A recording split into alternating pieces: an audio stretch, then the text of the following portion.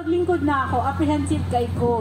But nalipay ko no sama sa ingon ni Attorney Sid katong nagmeeting mitulo ni Congressman Bambi sa usa sa hotel dito sa Dakbayan.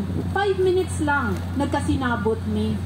So nakita na ako na lang problema sa communication, no?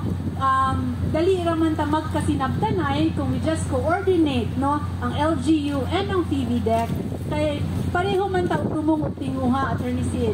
Para lang po sa kaayuhan sa lungsod sa Taguluhan. Para lang po sa kaayuhan sa mga katawan. Serbisyo man ang atong tuyo. That's why I'm very happy na paglingkod na ako pagka mayor, no?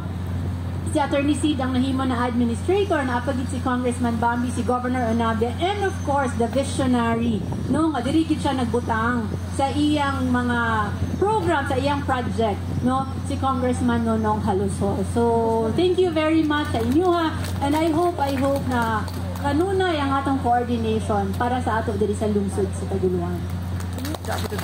Thank you so much, Mayor. No?